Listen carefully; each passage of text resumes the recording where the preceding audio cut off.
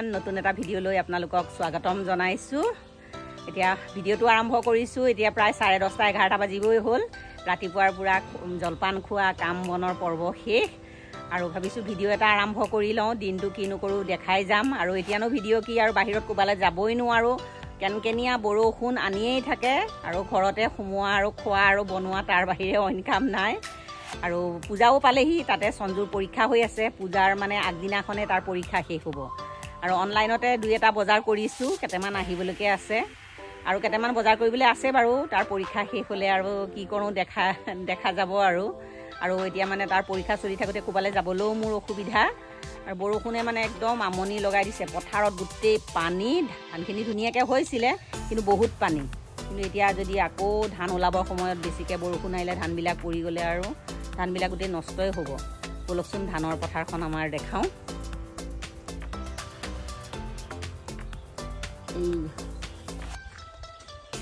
এইয়া দেখিছেনে ধানখিনি ইমান ধুনীয়াকৈ সেউজীয়া। এই পানী দেখিছেনে ধাননি পথাৰত কিমান হৈ আছে এয়া পানী। এইয়া এতিয়া তাকে বাবাকে মাছ আনিছে, চাহ খাওঁ বুলি কৈছে। মই চাহ অকণ বনাওঁগৈ আৰু মাছ চাছকণ বাচি মেলি লওঁ। বাৰী চুকলৈ আহিব নোৱাৰি, একদম পেনপেনীয়া। এইবিলাক দেখিছেনে গোটেই পানী পিছল হৈ গৈছে একেবাৰে। এই বৰষুণ দি দি গোটেই বোকাময় আৰু মানে খপি খপিহে আহিবলগীয়া হৈছে। তাকে এতিয়া দুপৰীয়া কি বনাওঁ দেখাই যাম আপোনালোকক। ভিডিঅ'টো শেষলৈকে চাব। এতিয়া মাছকেইটা বাছি ল'ম, চাহ একাপ দি লওঁ বাৰু। এতিয়া মটন অকণমান আছে আমাৰ, মানে যোৱাকালি আনিছিলে, তাৰে অকণমান থৈ দিলোঁ সঞ্জুৰ কাৰণে। এতিয়া তাৰে বনাওঁ। ঘৰতে বাইদেউ এজনী ঢুকাল, দেউতাহঁতৰ পৰিয়ালৰ, আৰু কলা এটা দিবলৈ যাব লাগে। এতিয়া নিজৰ মানুহ যেতিয়া আজি তিলানী, তাকে চব্জি তব্জি অলপ বজাৰ কৰি আনিছে। তাকে টোপোলাটো আবেলি দিবলৈ যাব আৰু তিলানী হ'ল যেতিয়া। আৰু শাক চব্জি দিলে নিৰাময় ভাতত খাব পাৰিব, সেইকাৰণে চব্জি এওঁ আনিছে। চাহকণ বনাই লওঁ। চাহকণ বাকি লৈছোঁ, বাবাকক দিওঁগৈ। আৰু এইখিনি মাছ আনিছে নিৰাময় সুধিবৰ কাৰণে। এয়া চব্জি লৈ আহিছে আৰু কিনো বনাওঁ দেখাম আৰু আপোনালোকক। ৰঙালাও অকণমান দি মটন বনাম আৰু অমিতা দি মাছ বনাওঁ। এতিয়া এইখিনি কুটি বাছি লওঁ।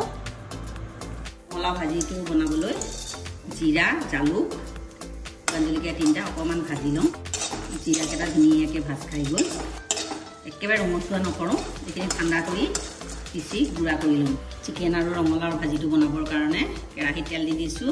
এই আমাৰ গৰম হৈ গ'ল। পাঁচফোৰণ কেইটামান দি দিছোঁ, তেজপাত এখিলা কেইটামান ধুনীয়া ফুটি গ'ল।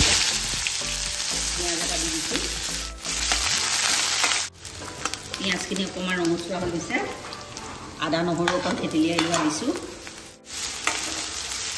আদা নহৰু পিঁয়াজখিনি ধুনীয়াকৈ ভাজ খাই গ'ল। এতিয়া মটনকণ দি দিছোঁ। হালধি, নিমখ,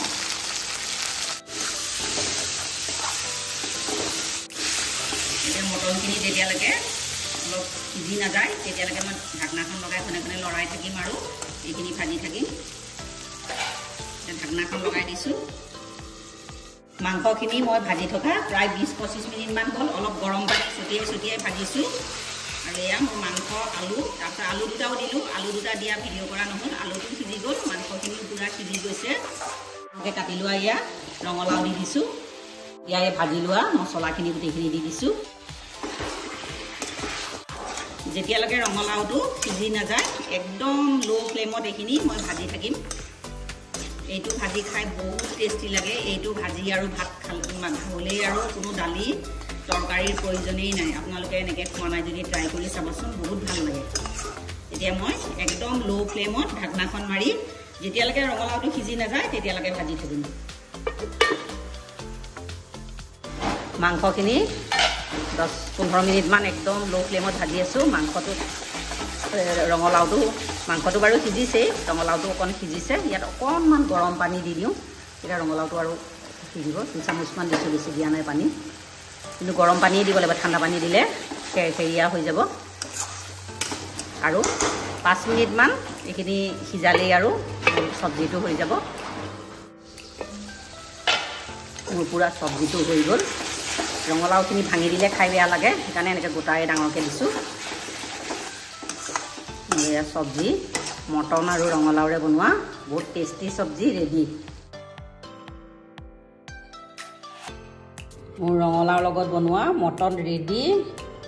বহুত টেষ্টি হয় আপোনালোকেও ট্ৰাই কৰি চাব ৰেচিপিটো ভাল পালে লাইক কমেণ্ট ছাবস্ক্ৰাইব কৰি দিব এটা ভাঙন মাছ নিমখ হালধি সানি লৈছোঁ এইকেইটা পাতত দিম যি হালধি পাতত দিম তলত দিছোঁ কলপাতখন তাৰ ওপৰত হালধি পাত কেইখিলা সৰু কাৰণে তলত কলপাত এখন দিছোঁ এয়া আদা পাত মানধনিয়া পাত ধনিয়া পাত দুটা কেঁচা জলকীয়া আদা থেতেলিয়াই দিছোঁ অকণমান নহৰু দুফুটামান পিঁয়াজ এফাল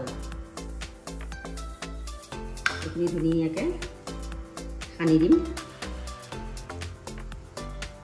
এতিয়া নুৰাটো বান্ধো নুৰাটো বান্ধিলোঁ আৰু তলৰ এইখিনি অকণমান কাটি চুটি কৰি দিম নুৰা বন্ধোৱা হৈ গ'ল পাতত দিবৰ কাৰণে প্ৰেছাৰ কুকাৰত এগিলাচ পানী উতলাই দিলোঁ আৰু এনেকৈ বাতি এডাল লৈছোঁ নুৰাটো এনেকৈ ওপৰমুৱাকৈ দিছোঁ খুন্দনা বাৰী এডাল বা শিল এটা দিলেই হ'ল এনেকৈ দিলে মানে বাতিটো লুটি খাই নপৰে লাহেকৈ প্ৰেছাৰ কুকাৰত বাতিটো ভৰাই দিলোঁ আৰু এনেকৈ থিয়কৈ দিব লাগিব তেতিয়া ইয়াৰ যিটো পানী মাছৰ পানীটো বাতিটোতে ৰৈ যাব তেতিয়া মই ঢাকনাখন লগাই দিওঁ আৰু এইটো 5-6 চিটিমান মৰাই লওঁ পাতত দিয়া মাছখিনি 6 চিটি লাগিলে এতিয়া মই গেছটো অফ কৰি থওঁ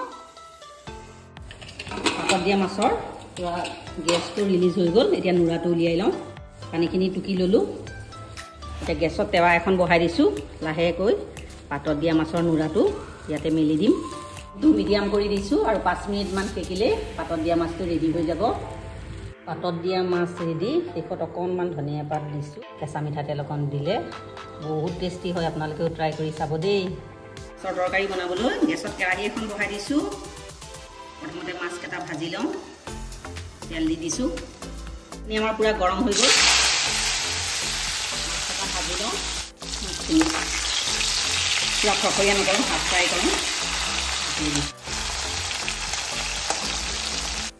মাছকেইটা ভজা হৈ গ'ল কাটি থওঁ বেঙেনা কেঁচুকালমান ভাজি লওঁ বেঙেনা কেঁচুকৰো ভজা হৈ গ'ল কাঢ়ি থওঁ ভজা তেলতে পিঁয়াজ এটা দি দিছোঁ পিঁয়াজখিনি আমাৰ ৰঙচুৱা হৈ গৈছে এতিয়া আদা নহৰু কেঁচা জলকীয়া এটা দি দিছোঁ পিঁয়াজ নহৰু আদা ধুনীয়াকৈ ভাত খাই গৈছে অমিতা দি দিছোঁ দি দিছোঁ জোখ অনুযায়ী নিমখটো দিছোঁ জোখ অনুযায়ী অমিতাখিনি যেতিয়ালৈকে সিজি নাযায় এতিয়া ঘনে ঘনে লৰাই মই মিডিয়াম ফ্লেমত এইখিনি ভাজি থাকিম আৰু অকণমান ধৰা নিচিনা হ'লে পানী অকণ ছটিয়াই দিম ঢাকনাখন মাৰি দিছোঁ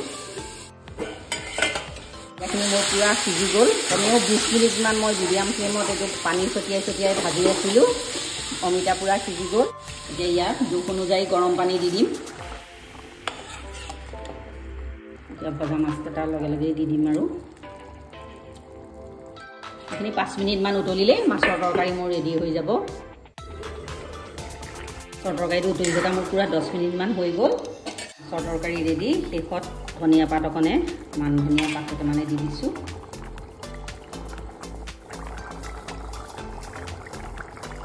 অমিতা দি বনোৱা ভাঙন মাছৰ তৰকাৰী ৰেডি